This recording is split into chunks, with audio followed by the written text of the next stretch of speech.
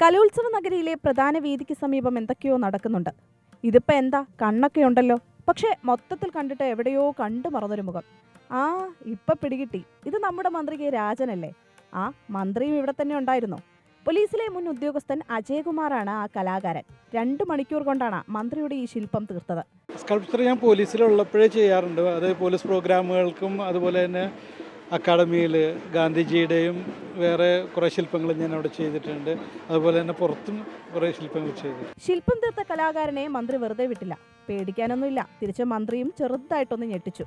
മന്ത്രിയുടെ വകയും സമ്മാനമെത്തി. A grade തന്നെ, പോലീസിനാണ് ശരിക്കും എ ഗ്രേഡ്. കാരണം ഈ സ്കൂൾ യുവജനോത്സവത്തിൻ്റെ വലിയ തിരക്കുകൾക്കിടയിലും കഠിനമായിട്ടുള്ള ജോലികളുടെ നടുവിൽ നിൽക്കുന്ന പോലീസും കലയാണ് ലഹരി എന്നൊരാശയം മുന്നോട്ട് വെച്ച് കാരിക്കേച്ചറുകളും പിന്നെ മറ്റു പരിപാടികളുമൊക്കെയായി കുട്ടികളോടൊപ്പം കൂടുകയാണ്.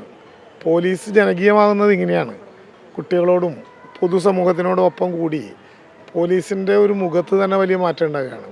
വീണ്ടും എന്തോ ഉണ്ടല്ലോ, ഇതും ഞാൻ എവിടെയോ. ആ, ദേ മന്ത്രി പിന്നെ. ലഹരിക്കെതിരെയുള്ള ബോധവൽക്കരണത്തിന്റെ ഭാഗമായാണ് തൃശൂർ സിറ്റി പോലീസ് വ്യത്യസ്ത ക്യാമ്പയിനുമായി കലോത്സവ വേദിയിലെത്തുന്നത്. കലോത്സവത്തിനെത്തുന്ന വിദ്യാർത്ഥികൾക്ക് പോലീസിന്റെ വൈറൽ ചിത്രകാരി സബൂറ ഗഫൂർ കാരിക്കേച്ചറുകൾ വരച്ചു നൽകും. ഇവിടെ എത്തുന്നവർക്കും ഇത്തരത്തിൽ ചിത്രങ്ങൾ വരച്ചു നൽകാം. കലോത്സവത്തിൻ്റെ ഭാഗമായിട്ട് തൃശ്ശൂർ സിറ്റി പോലീസ് ഒരു ക്യാമ്പയിൻ, ലഹരിക്കെതിരെ ഒരു അവയർനെസ് ആയിട്ടുള്ള ഒരു ക്യാമ്പയിന് വേണ്ടിയിട്ട് വന്നതാണ്. അപ്പോൾ അതിൻ്റെ പ്രധാന തീം തന്നെ കലയാണ് ലഹരി എന്നുള്ളതാണ്. കലയും കാര്യവും ഒരുപോലെ നിറഞ്ഞു നിൽക്കുകയാണ് തൃശ്ശൂരിൽ. ക്യാമറാമാൻ അമർജിത്തിനൊപ്പം ആതിര രാധാകൃഷ്ണൻ, അമൃത ന്യൂസ്, തൃശ്ശൂർ.